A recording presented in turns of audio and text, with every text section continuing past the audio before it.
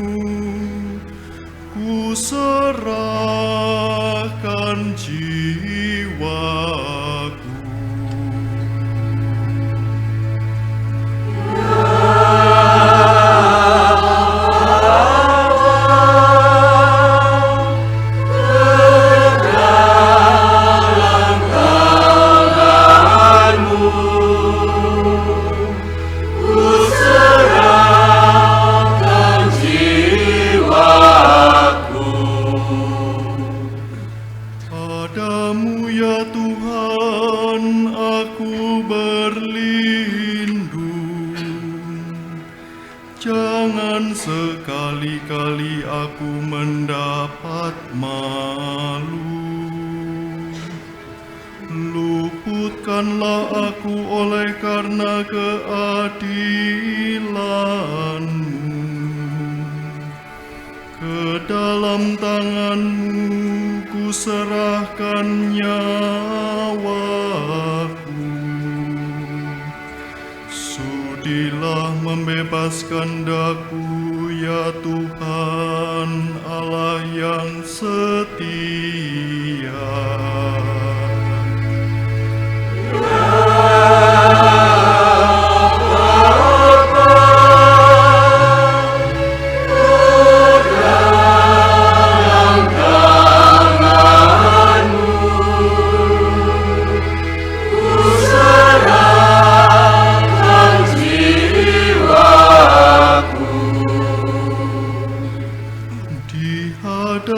Semua lawanku aku lelah.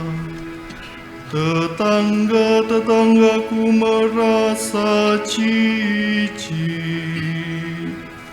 para kenalanku merasa ngeri. Mereka yang melihat aku cepat-cepat menyingkir.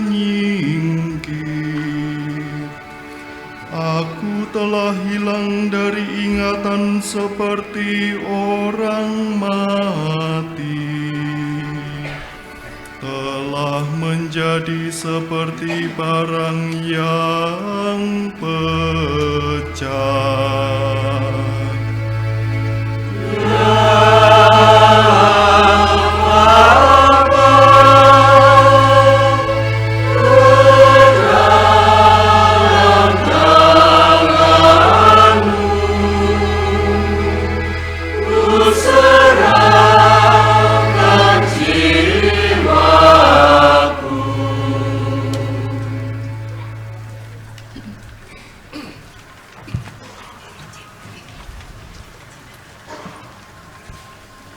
Bacaan dari surat kepada umat Ibrani. Saudara-saudara, kita sekarang mempunyai Imam Agung yang telah melintasi semua langit, yaitu Yesus, Anak Allah. Maka, baiklah kita teguh berpegang pada pengakuan iman kita. Sebab iman yang kita punya bukanlah Imam Agung yang tidak turut merasakan kelemahan kita. Sebaliknya, ia sama dengan kita. Ia telah dicobai, hanya saja tidak berbuat dosa. Sebab itu, marilah kita menghampiri tahta kerahiman Allah dengan penuh keberanian, supaya kita menerima rahmat dan menemukan kasih karunia untuk mendapatkan pertolongan pada waktunya. Dalam hidupnya sebagai manusia, Yesus telah mempersembahkan doa dan permohonan dengan ratap tangis dan keluh kepada Dia yang sanggup menyelamatkannya dari maut, dan karena kesalehannya ia telah didengarkan. Akan tetapi, sekalipun anak, ia telah belajar menjadi taat. Ini ternyata dari apa yang telah dideritanya. Dan sesudah mencapai kesempurnaan, ia menjadi pokok keselamatan abadi bagi semua orang yang taat kepadanya. Demikianlah sabda Tuhan. Syukur kepada Allah.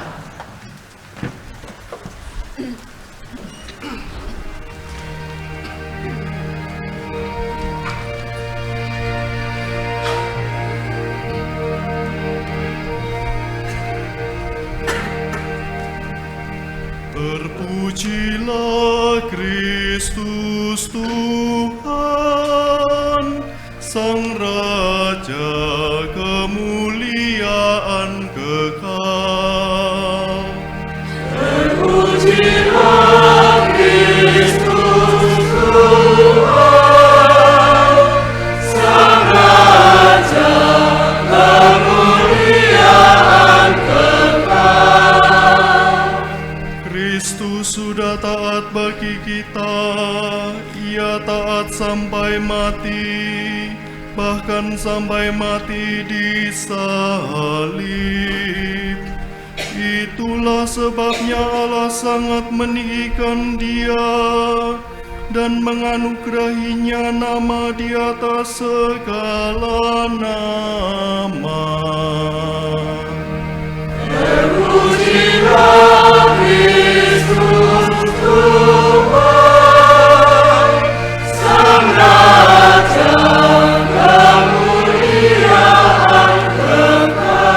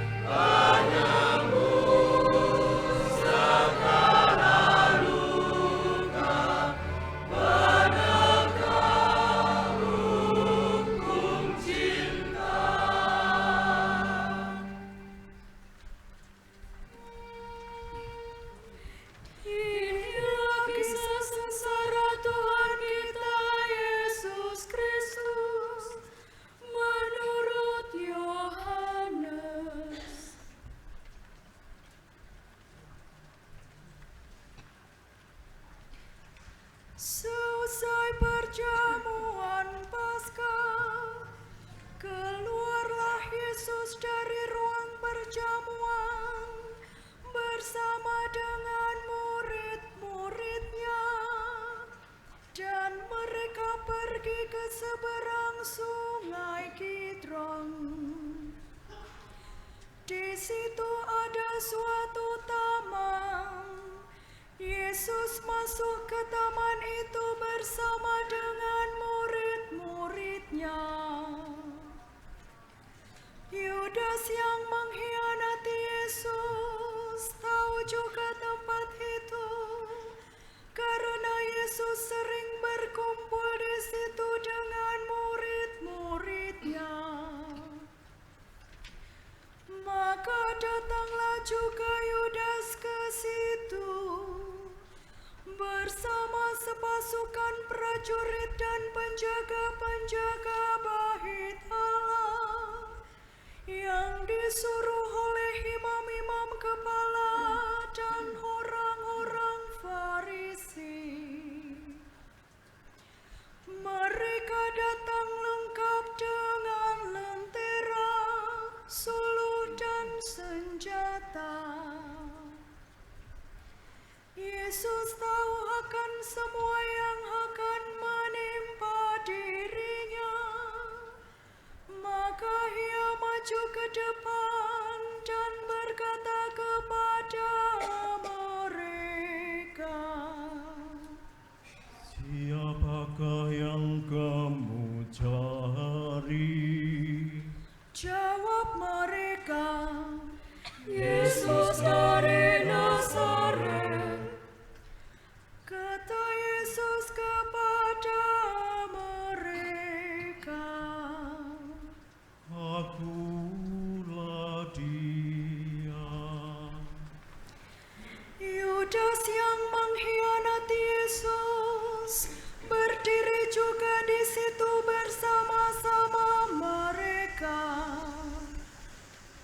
Ketika Yesus berkata kepada mereka, "Akulah Dia," mundurlah mereka dan jatuh ke tanah. Maka Yesus bertanya pula, "Siapakah yang kamu cari?" Jawab mereka, "Yesus dari Nazaret." Jawab Yesus, "Telah kukatakan kepadamu, akulah Dia. Jika aku yang kamu cari, biarkanlah mereka ini pergi." demikianlah terjadi supaya genaplah firman yang telah dikatakannya, "Dari mereka yang engkau serahkan kepadaku, tidak tidak seorang pun yang kubiarkan hilang. Lalu Simon Petrus yang membawa pedang menghunus pedang itu dan meletakkannya kepada hamba Imam Agung dan memutuskan telinga kanannya. Nama hamba itu Malkus. Kata Yesus kepada Petrus, sarungkanlah pedangmu itu. Bukankah aku harus minum dari cawan yang diberikan Bapa kepada aku? maka para prajurit serta perwiranya dan penjaga-penjaga yang disuruh orang Yahudi itu menangkap Yesus dan membelenggu Dia. Lalu mereka membawa Yesus mula-mula kepada Hanas, karena Hanas adalah mertua Kayafas, yang pada tahun itu menjadi Imam Agung. Dan Kayafaslah yang telah menasihatkan kepada orang-orang Yahudi adalah lebih berguna jika satu orang mati untuk seluruh bangsa. Simon Petrus dan seorang murid lain mengikuti Yesus. Murid itu mengenal Imam Agung dan ia masuk ke halaman istana Imam Agung itu. Tetapi Petrus tinggal di luar dekat pintu. Maka murid lain tadi yang mengenal Imam Agung kembali keluar, bercakap-cakap dengan perempuan penjaga pintu, lalu membawa Petrus masuk. Maka kata perempuan penjaga pintu itu kepada Petrus, "Bukankah engkau juga murid orang itu?" Jawab Petrus, "Sementara itu hamba-hamba dan para penjaga bait Allah telah memasang api arang, sebab hawanya dingin waktu itu, dan mereka berdiri berdiam di situ." Petrus pun berdiri berdiam bersama-sama dengan mereka. Maka mulailah Imam Agung menanya Yesus tentang para murid dan tentang ajarannya. Jawab Yesus kepadanya, Aku berbicara terus terang kepada dunia. Aku selalu mengajar di rumah-rumah ibadah dan di bait Allah, tempat semua orang Yahudi berkumpul. Aku tidak pernah berbicara sembunyi-sembunyi. Mengapa engkau menanyai aku? Tanyailah mereka yang telah mendengar apa yang kukatakan kepada mereka. Sungguh mereka tahu apa yang telah kukatakan. ketika ketika Yesus berkata demikian, seorang penjaga yang berdiri di situ menampar muka Yesus sambil berkata, Begitu katamu kepada Imam Agung. jawab Yesus kepadanya, Jikalau kataku itu salah, tunjukkanlah salahnya. Tetapi jikalau benar, mengapa engkau menampar aku? lalu Hanas mengirim Yesus terbelenggu kepada Kayafas, Imam Agung. Simon Petrus masih berdiri berdiam. Kata orang-orang itu kepadanya, bukankah engkau juga seorang murid Yesus? Petrus menyangkalnya, katanya, salah seorang hamba Imam Agung, keluarga dari hamba yang telinganya dipotong. Petrus berkata kepadanya, Bukankah engkau kuliah di taman itu bersama dengan Yesus?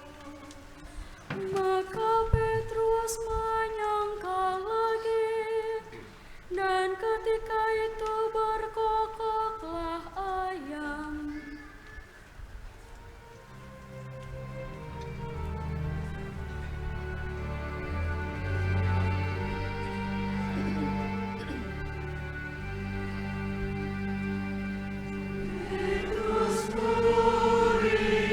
yang setia,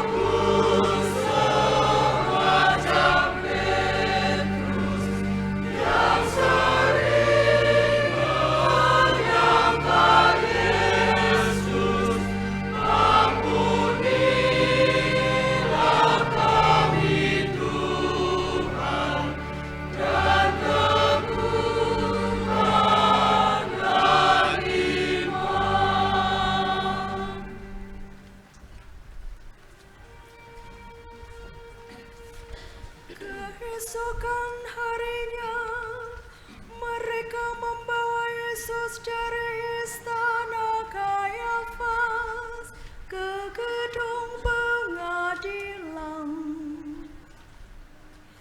Ketika itu hari masih pagi, mereka sendiri tidak masuk ke gedung pengadilan itu, supaya jangan menajiskan diri, sebab mereka hendak makan Paskah.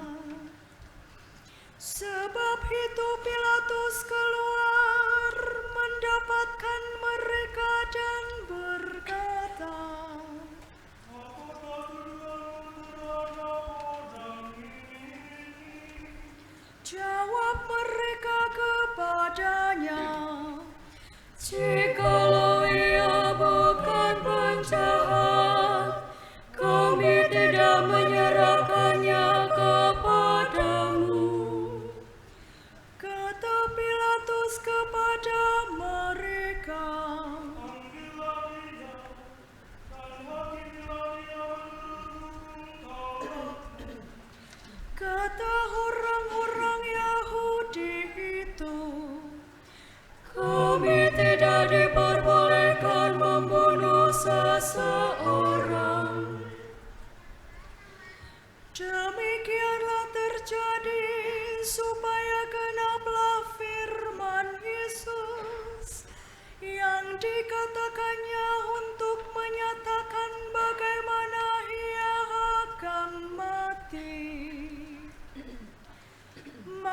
kembalilah Pilatus ke dalam gedung pengadilan, lalu memanggil Yesus dan berkata kepadanya, Engkau inikah raja orang Yahudi?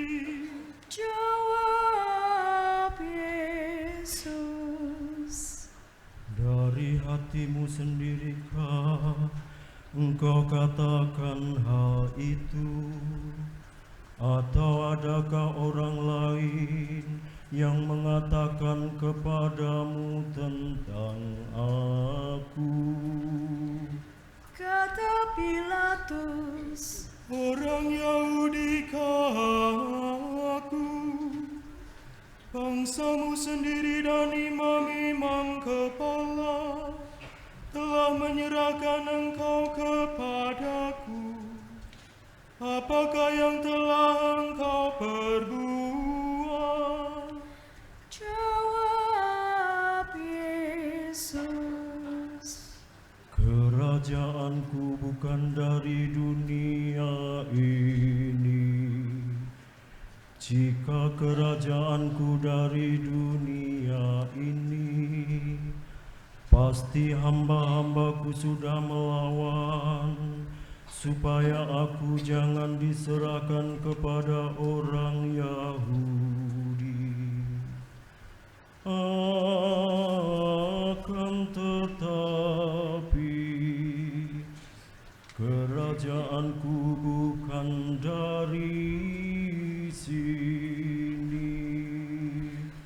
maka kata Pilatus kepadanya, Jadi engkau adalah raja. jawab Yesus, Seperti yang kau katakan, aku adalah raja. Untuk itu aku lahir, dan untuk itulah aku datang ke dunia ini, yakni untuk memberi kesaksian tentang kebenaran. Setiap orang yang berasal dari kebenaran mendengarkan suaraku. kata Pilatus kepadanya, Apakah kebenaran itu? sesudah mengatakan demikian, Pilatus keluar lagi mendapatkan orang-orang Yahudi dan berkata kepada mereka, Aku tidak mendapati kesalahan apapun padanya. Tetapi padamu ada kebiasaan bahwa pada hari raya Paskah aku membebaskan seorang bagimu. Maukah kamu supaya aku membebaskan raja orang Yahudi ini bagimu? mereka pun berteriak, Jangan dia, melainkan Barabas. Barabas adalah seorang penyamun. Lalu Pilatus mengambil Yesus dan menyuruh orang menyesah dia. Prajurit-prajurit menganyam sebuah mahkota duri dan menaruhnya di atas kepala Yesus. Mereka mengenakan jubah ungu padanya, dan sambil maju ke depan mereka berkata, Salam, hai Raja orang Yahudi. lalu mereka menampar wajah Yesus.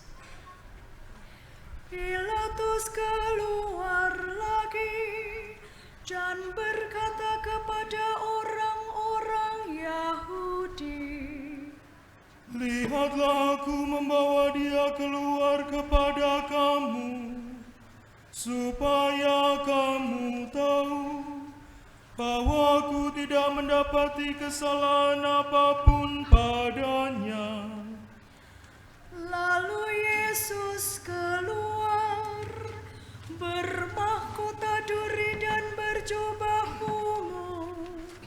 Maka kata Pilatus kepada mereka, Lihatlah manusia ini.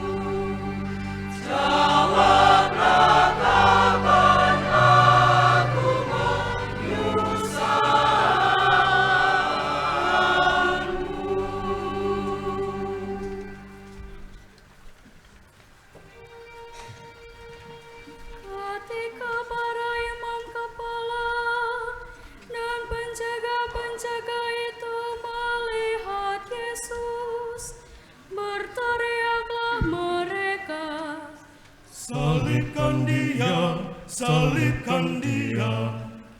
kata Pilatus kepada mereka, Ambil saja sendiri dan salibkanlah dia.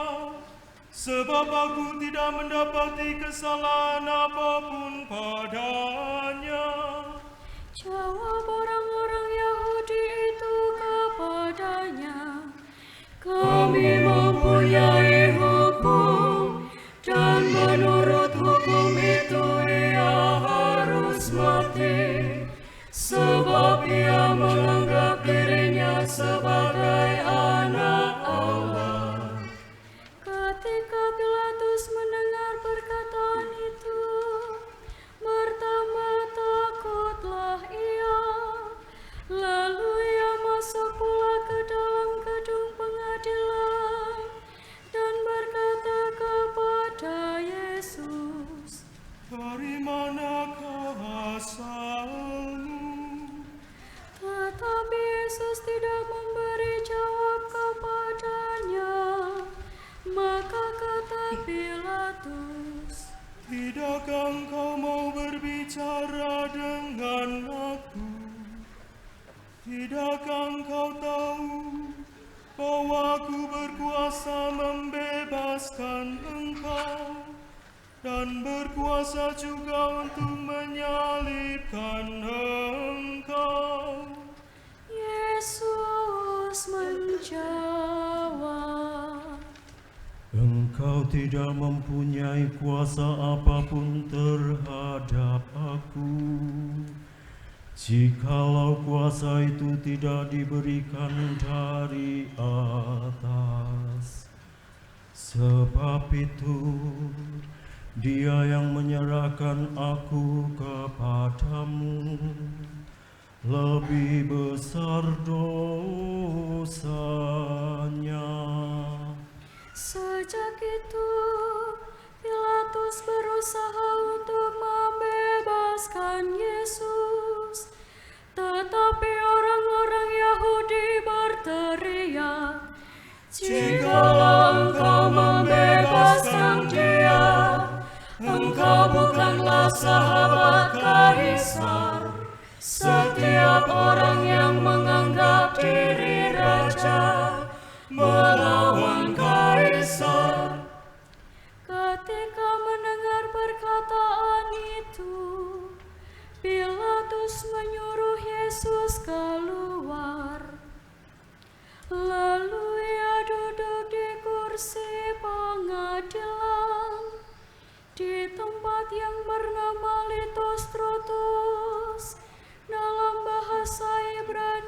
Gabata. Hari itu ialah hari persiapan Paskah, kira-kira jam 12. Kata Pilatus kepada orang-orang Yahudi itu, Inilah rajamu. maka berteriaklah mereka, Enyahkanlah, salibkan dia. Kata Pilatus kepada mereka, Haruskah aku menyalibkan rajamu? jawab imam-imam kepala, Kami tidak mempunyai raja selain Kaisar. Akhirnya Pilatus menyerahkan Yesus kepada mereka untuk disalibkan. Mereka menerima Yesus sambil memikul salibnya. Yesus dibawa keluar kota ke tempat yang bernama Tengkorak, dalam bahasa Ibrani Golgota.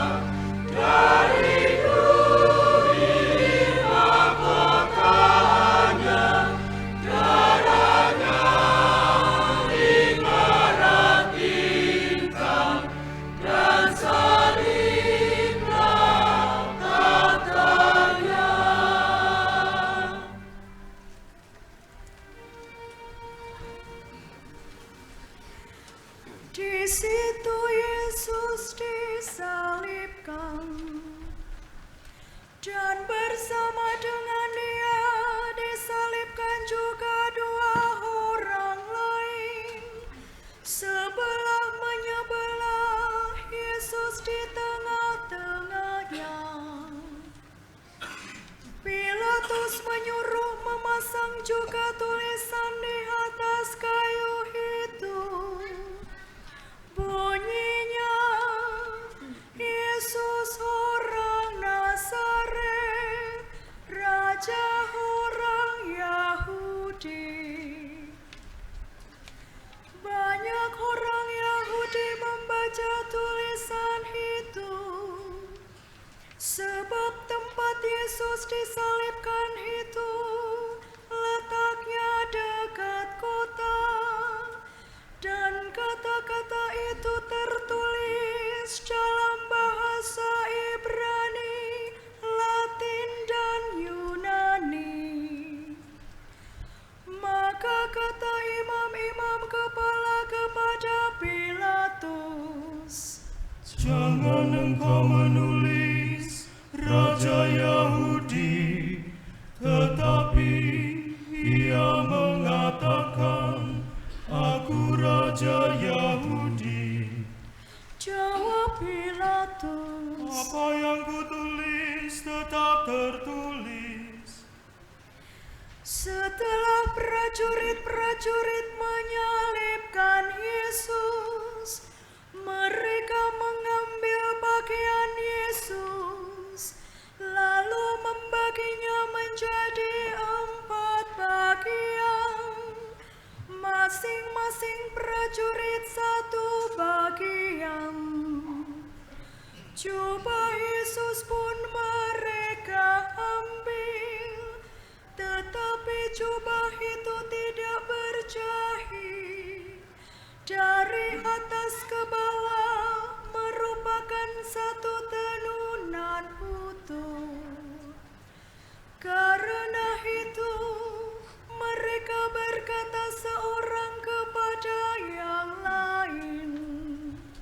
Janganlah kita membagi jubah ini menjadi beberapa potong, tetapi baiklah kita membuang undi untuk menentukan siapa yang akan mendapatnya.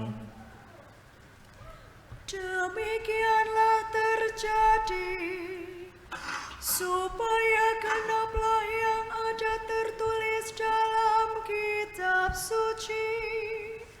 Mereka membagi-bagi pakaianku di antara mereka, dan membuang hundi atas jubahku. Hal itu telah dilakukan oleh prajurit-prajurit itu. Di dekat salib Yesus berdirilah ibu Yesus dan saudara ibunya, Maria istri Kleopas dan Maria Magdalena.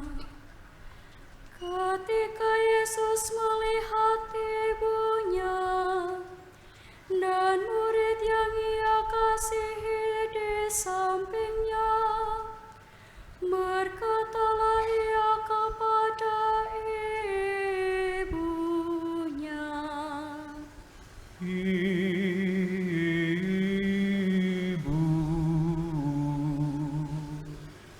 inilah anakmu. dan kemudian katanya kepada murid itu, Inilah ibumu. dan sejak saat itu murid itu menerima Maria di dalam rumahnya.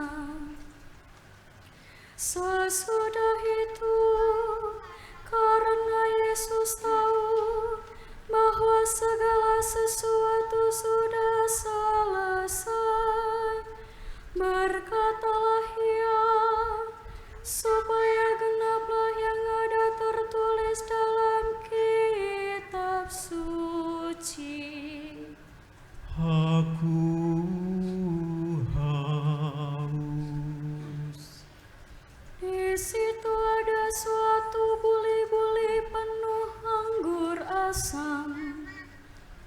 Maka mereka mencucukkan bunga karang pada sebatang hisop, mencelupkannya dalam anggur asam itu, lalu mengunjukkannya ke mulut Yesus. Sesudah meminum anggur asam itu, berkatalah Yesus, Sudah selesai.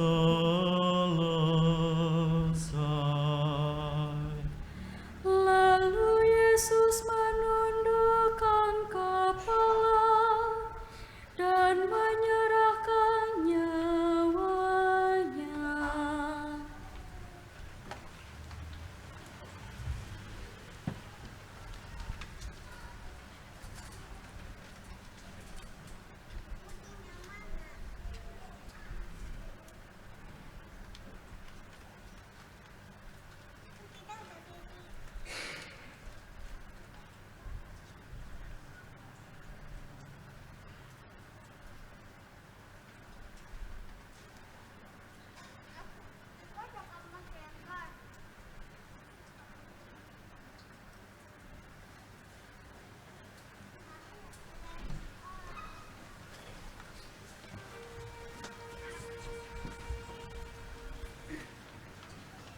Karena hari itu adalah hari persiapan Paskah, dan supaya pada hari Sabat mayat-mayat itu tidak tinggal tergantung pada kayu salib, sebab Sabat itu adalah hari yang besar. Maka datanglah orang-orang Yahudi kepada Pilatus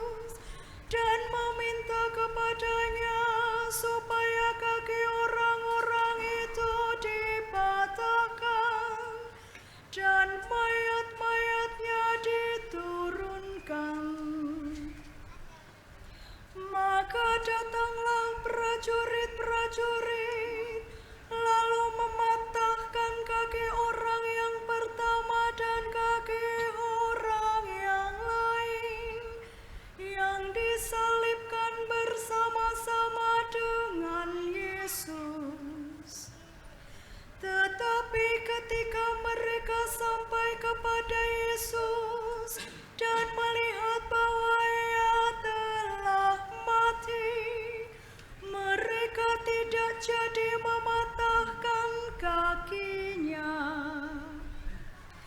Tetapi seorang dari antara prajurit itu menikam lambung Yesus dengan tombak, dan segera mengalirlah darah serta air keluar.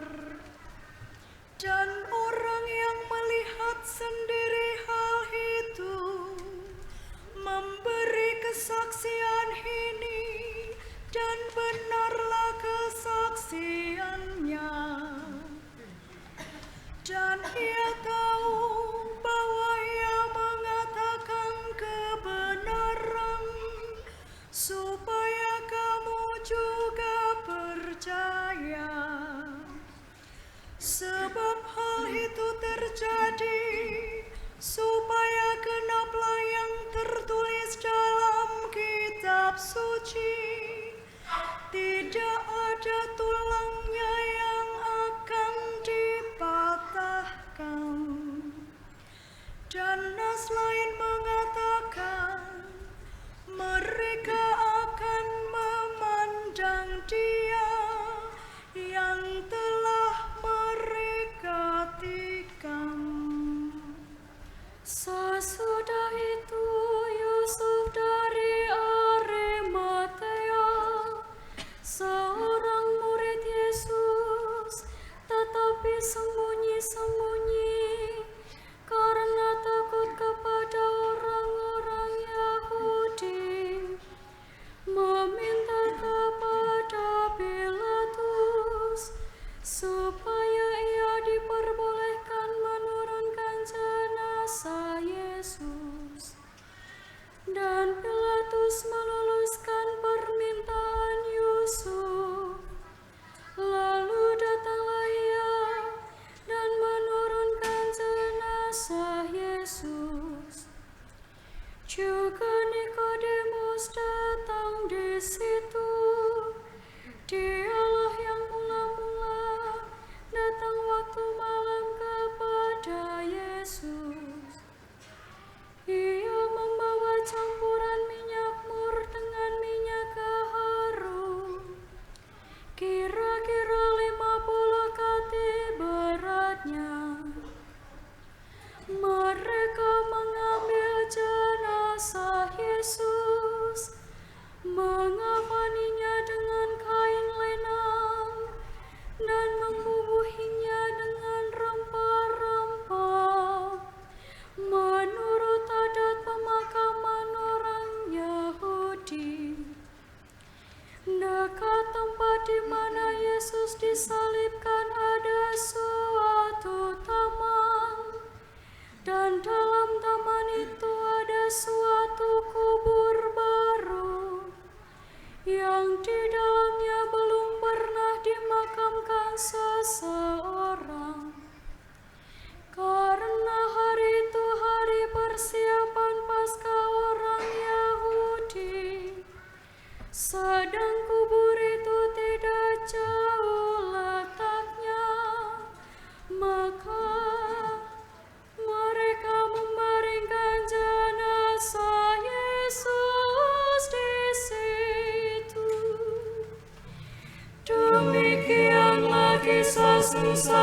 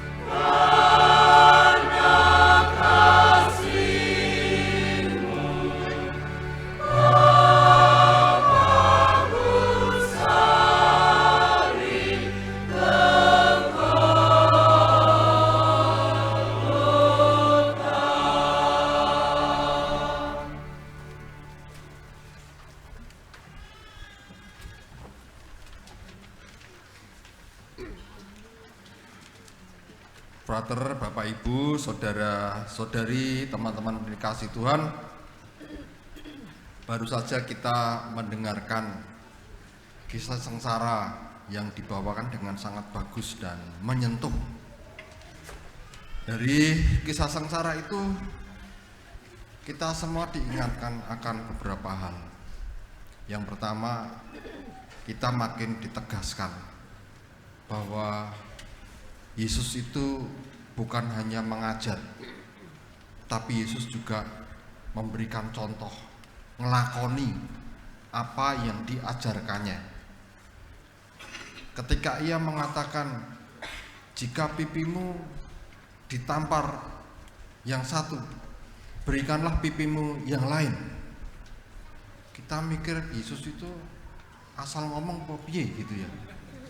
Hari ini ditunjukkan Yesus ngelakoni sendiri bagaimana ketika ia ditampar, ia diludahi, dia tidak melawan.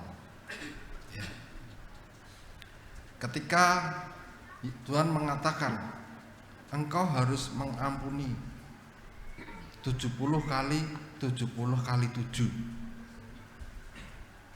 Hari ini Yesus menunjukkan bagaimana ia sendiri melakukan itu.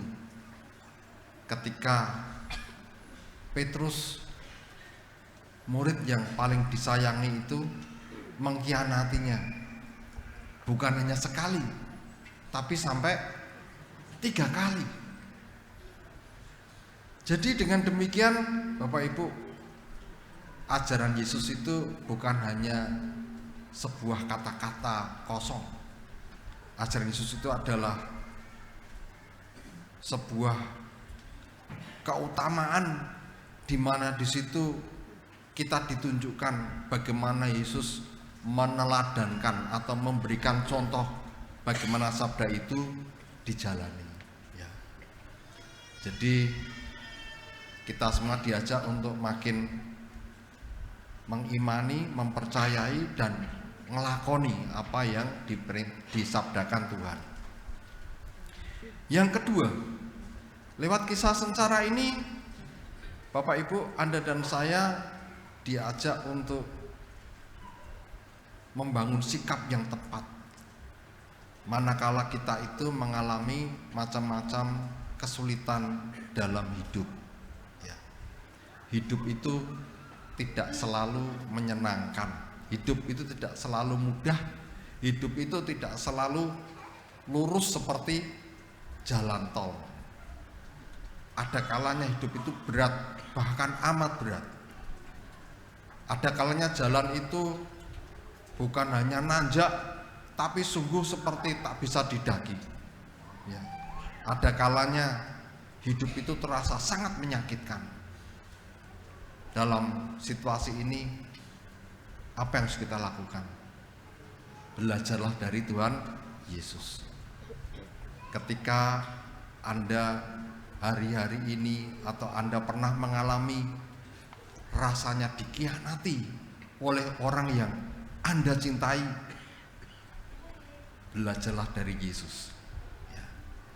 Ketika Anda merasa aku ki bener, tapi kok aku disalah-salahke.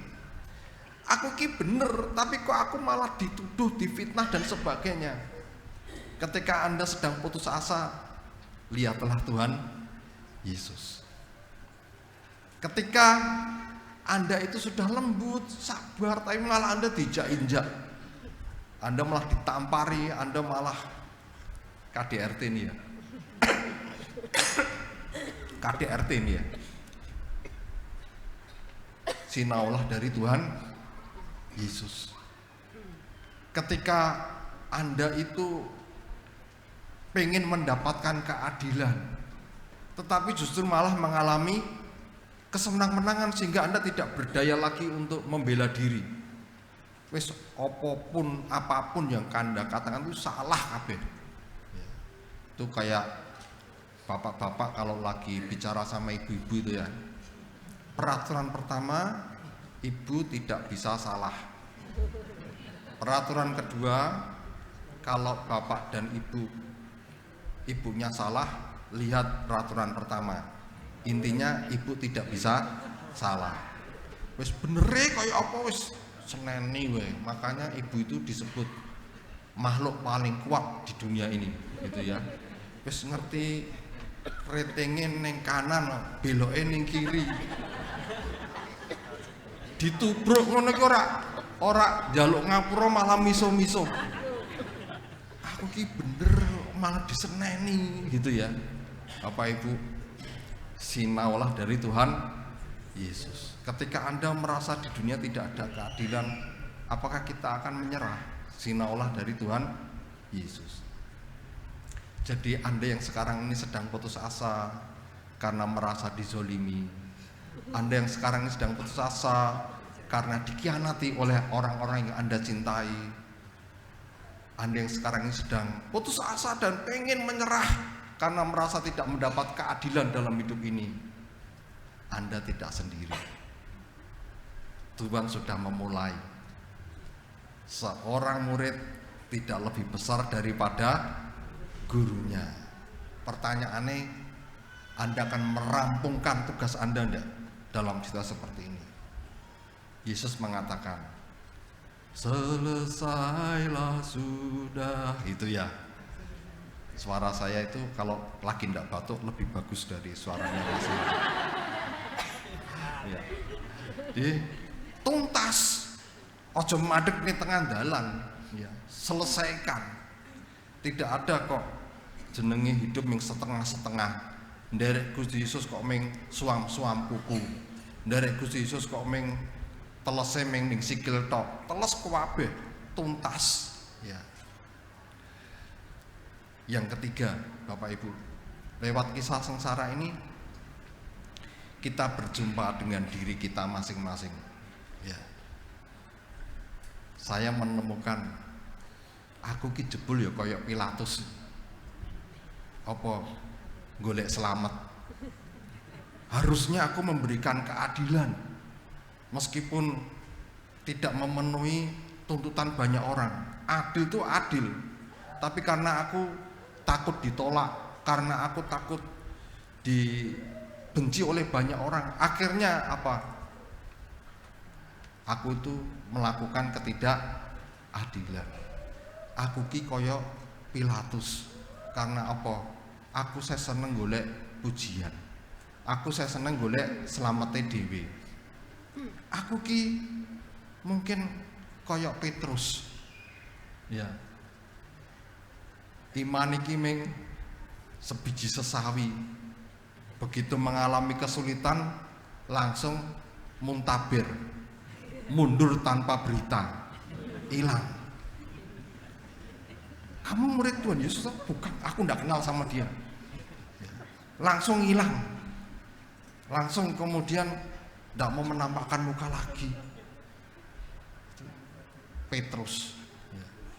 Atau aku ki koyok Hanas dan Kayafas, ya, menggunakan kesalehan, kesucian untuk menutupi kepentingan pribadi.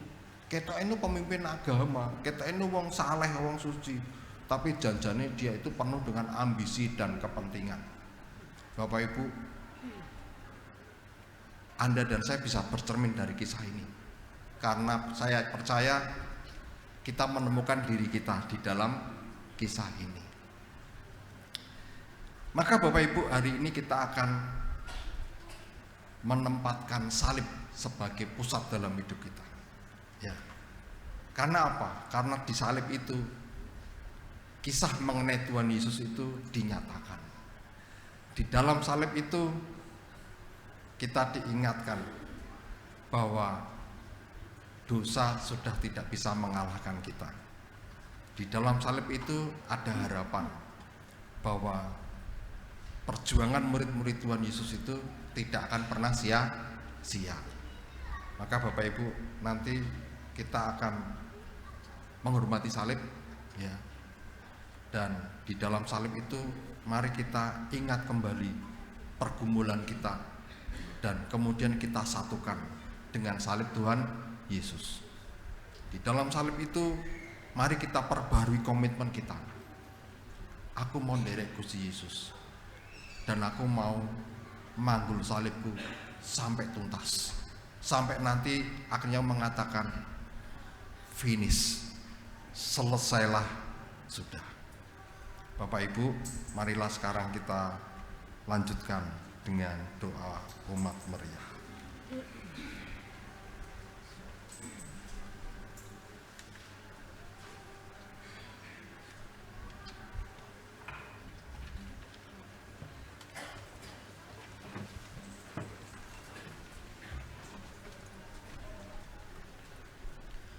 Saudara-saudara terkasih, marilah kita berdoa untuk gereja kudus Allah, supaya Allah dan Tuhan kita berkenan menganugerahkan damai kepadanya, mempersatukan dan melindunginya di seluruh dunia, dan supaya Ia membantu kita memuliakan Allah Bapa yang Maha Kuasa dalam suasana hidup yang tenang dan damai. Berlututlah.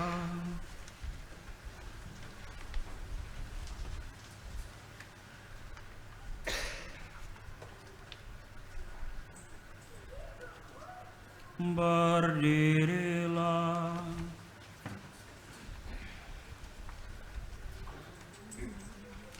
Allah yang Maha Kuasa dan kekal, dalam diri Kristus, Engkau telah menyatakan kemuliaan-Mu kepada segala bangsa. Lestarikanlah karya kerahiman-Mu, agar gereja-Mu yang tersebar di seluruh dunia tetap mengakui nama-Mu dengan iman yang teguh, dengan pengantaran Kristus Tuhan kami.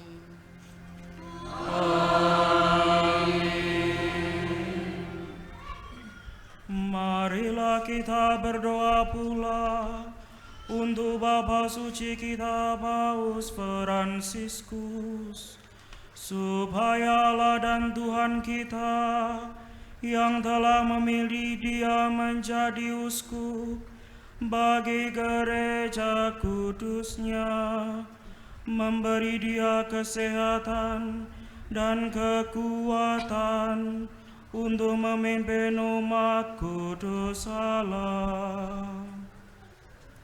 Berlututlah.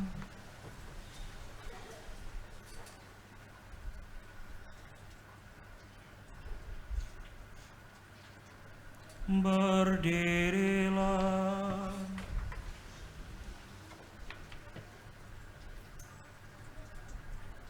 Allah yang Maha Kuasa dan kekal, segala sesuatu ada berdasarkan keputusan-Mu. Sudilah mendengarkan doa-doa kami, dan dengan kasih sayang-Mu, lindungilah Imam Agung yang telah Kau pilih bagi kami. Semoga umat Kristiani yang Engkau percayakan kepada penggembalaannya berkembang dalam iman dengan pengantaran Kristus Tuhan kami. Amin.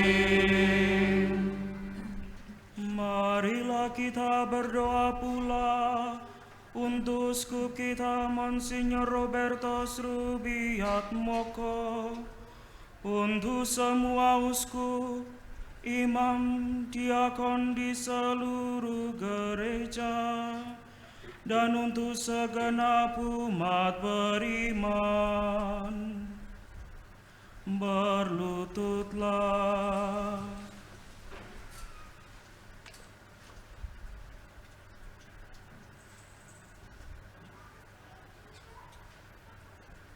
Berdirilah.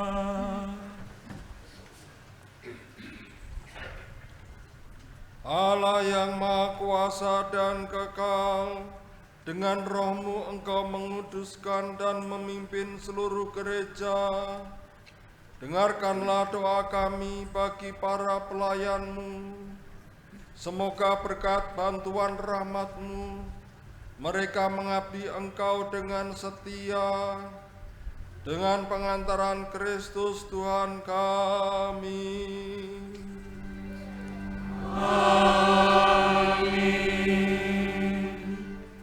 Marilah kita berdoa pula untuk para calon baptis, supaya Allah dan Tuhan kita membuka telinga hati mereka dan melapangkan pintu kerahimannya, agar berkat pembasuhan kelahiran kembali segala dosa mereka dihapuskan, dan mereka hidup dalam Yesus Kristus Tuhan kita.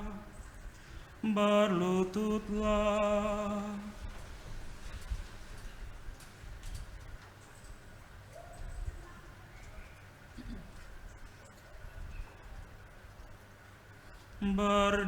Berdirilah. Allah yang Maha Kuasa dan Kekal, Engkau selalu menyuburkan gereja-Mu dengan anggota-anggota baru. Sudilah menambah iman dan pengetahuan para calon baptis kami, supaya dengan dilahirkan kembali lewat bejana pembaptisan, mereka digabungkan dengan himpunan anak angkat-Mu, dengan pengantaran Kristus Tuhan kami.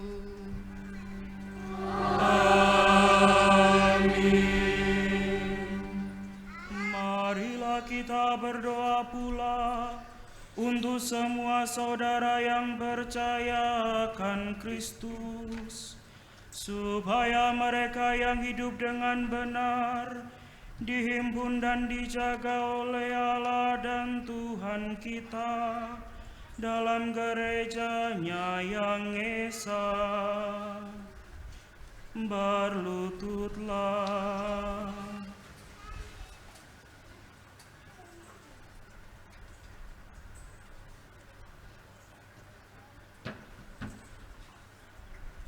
Berdirilah. Allah yang Maha Kuasa dan Kekal, Engkau menyatukan yang tercerai-berai dan memelihara yang telah bersatu.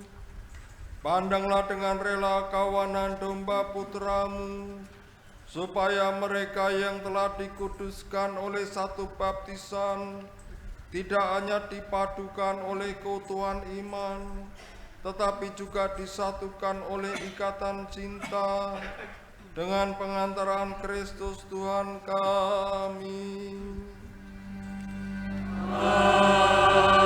Amin.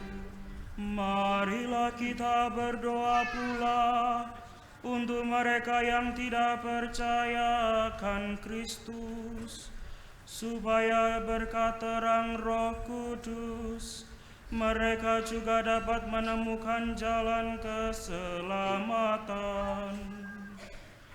Berlututlah.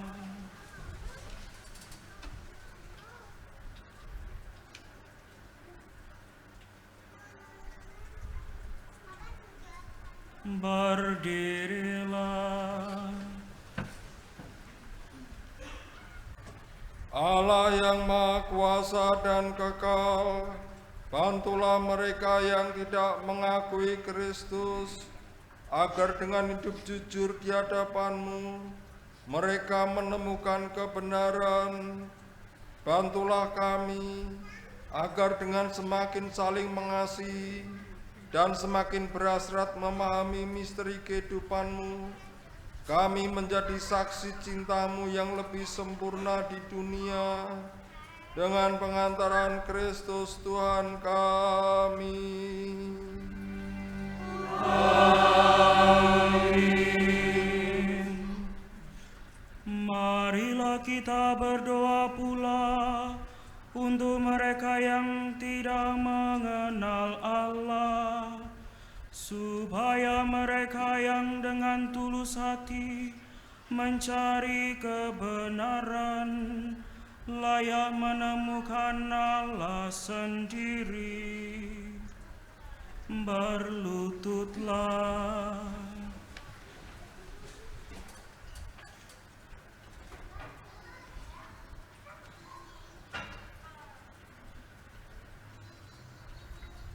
Berdirilah. Allah yang Maha Kuasa dan Kekal, Engkau telah menciptakan umat manusia sedemikian sehingga selalu berhasrat mencari Engkau dan baru merasa tenang ketika menemukan Dikau. Maka kami mohon bantulah agar mereka semua dengan mengatasi hambatan seberat apapun mampu melihat tanda kasih sayang-Mu dan tergerak oleh kesaksian hidup orang-orang yang percaya kepadamu. Mereka dengan sukacita mengakui Engkau sebagai satu-satunya Allah yang benar dan Bapa umat manusia. Dengan pengantaran Kristus Tuhan kami. Amin. Marilah kita berdoa pula untuk semua pemimpin negara, supaya Allah dan Tuhan kita seturut kehendak-Nya mengarahkan budi dan hati mereka kepada damai dan kebebasan sejati bagi semua orang. Berlututlah.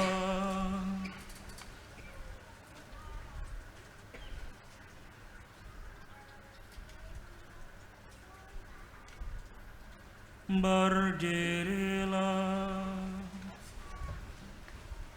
Allah yang Maha Kuasa dan Kekal, di tangan-Mu lah pikiran manusia dan nurani para bangsa. Sudilah mendampingi para pemimpin negara, supaya berkat bantuan-Mu di seluruh dunia, terjaminlah kesejahteraan bangsa-bangsa, kepastian, kedamaian, dan kebebasan beragama, dengan pengantaran Kristus Tuhan kami. Amin. Saudara-saudara terkasih, marilah kita berdoa kepada Allah, Bapa yang Maha Kuasa, supaya-Nya membersihkan dunia dari kesesatan, melenyapkan penyakit, menjauhkan kelaparan, membuka penjara, mematahkan belenggu, melindungi musafir, mengantar pulang pengungsi, menyembuhkan orang sakit, dan menyelamatkan orang yang meninggal. Berlututlah.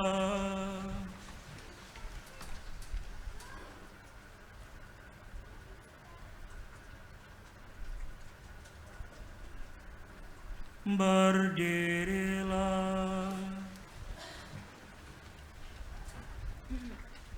Allah yang Maha Kuasa dan Kekal, Engkau menghibur yang berduka dan menguatkan yang menderita.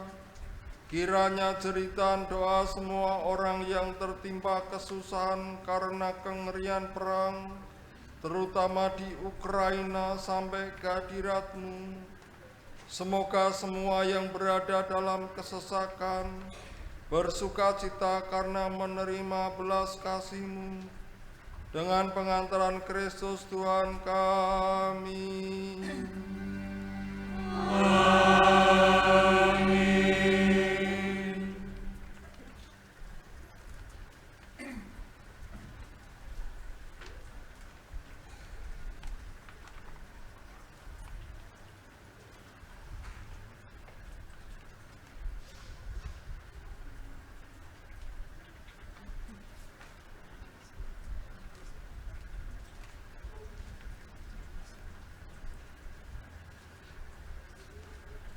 Kita akan lanjutkan dengan penyembahan salib.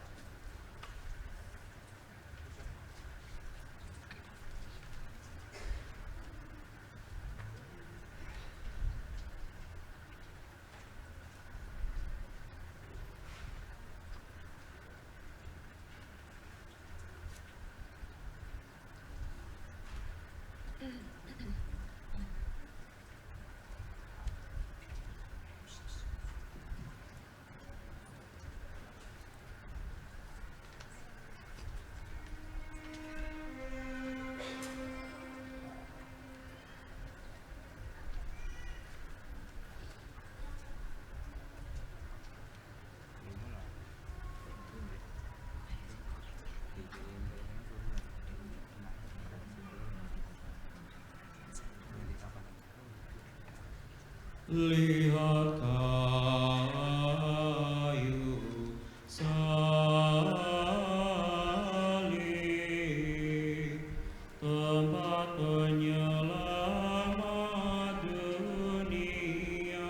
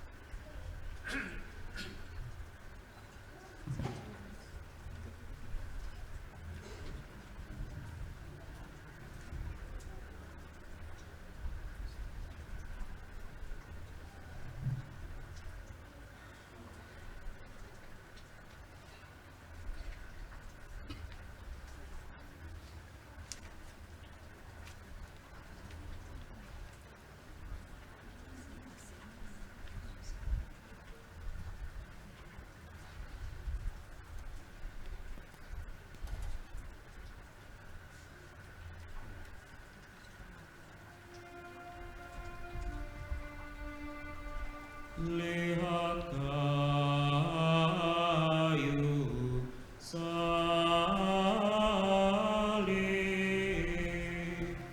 tempat penyelamat dunia, bergantung.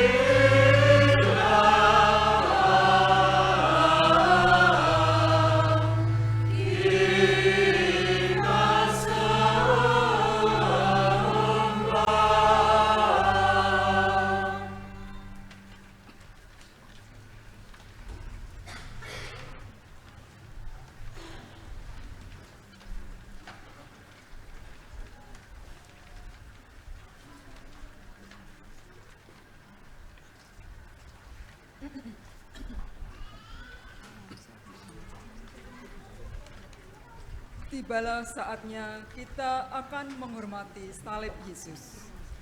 Penghormatan salib diatur sebagai berikut. Semua umat boleh melakukan penghormatan terhadap salib dengan cara membungkuk dengan hormat di depan salib. Kami ulangi, semua umat boleh melakukan penghormatan terhadap salib dengan cara membungkuk dengan hormat di depan salib. Umat melakukan penghormatan salib di tempat-tempat yang telah disediakan.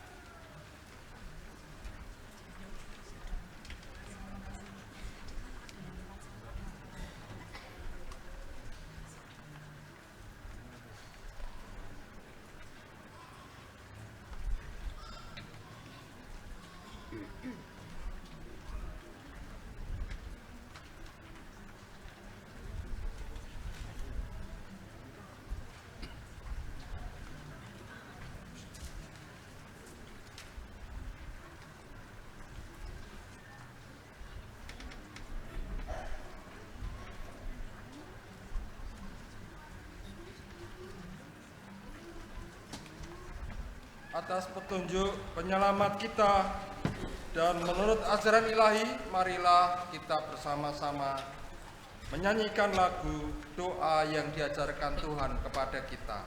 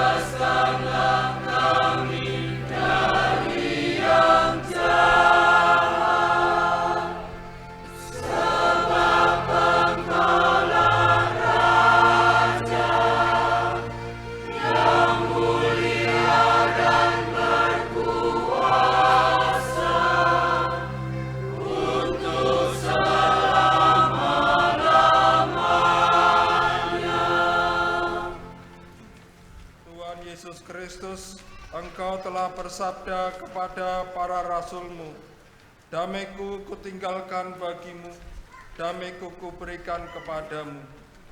Janganlah memperhitungkan dosa kami, tetapi perhatikanlah iman gereja-Mu, dan berilah kami damai dan kesatuan sesuai dengan kehendak-Mu.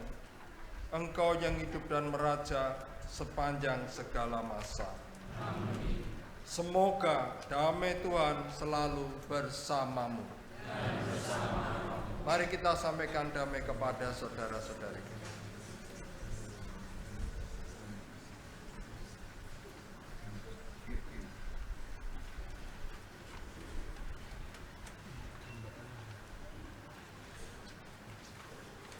Saudara-saudariku yang dikasihi Tuhan, inilah Tuhan kita Yesus Kristus, Anak Domba Allah yang menghapus dosa-dosa dunia. Berbahagialah kita yang diundang dalam perjamuannya.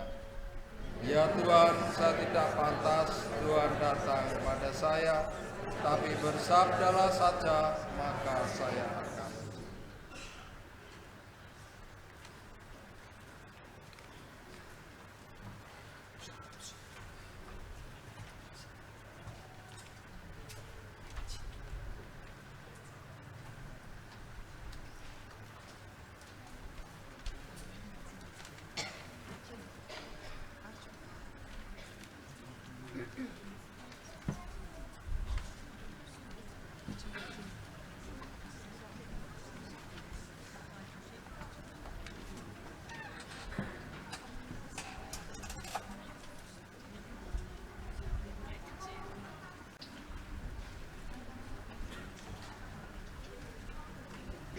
Penerimaan komuni diatur sebagai berikut. Umat yang boleh menerima komuni adalah umat yang sudah dibaptis secara Katolik dan sudah menerima komuni pertama serta tidak mendapatkan halangan menurut Gereja Katolik. umat menerima komuni di tempat-tempat yang telah disediakan.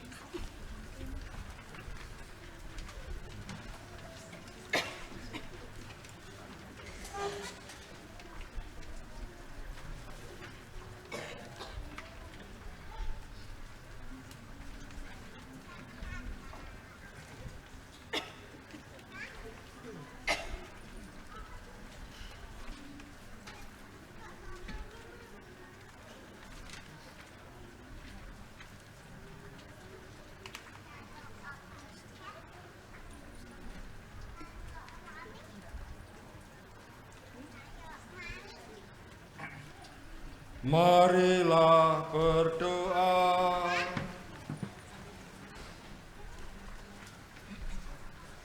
Allah Bapa yang kekal dan kuasa, Engkau telah memulihkan kebahagiaan kami berkat wafat dan kebangkitan putra-Mu. Peliharalah karya belas kasih-Mu dalam diri kami, agar kami yang telah ambil bagian dalam misteri ini dapat hidup penuh bakti kepadamu dengan pengantaran Kristus Tuhan kami. Amin. Tundukkanlah kepalamu untuk menerima berkat. Kami mohon ya Tuhan, semoga turunlah berkat melimpah ke atas umat-Mu ini yang telah mengenangkan wafat putra-Mu sambil mengharapkan kebangkitannya. Berikanlah pengampunan, anugerahkanlah penghiburan, tumbuhkanlah iman yang kudus, berikanlah jaminan penebusan yang kekal. Demi Kristus Tuhan dan pengantara kami. Amin.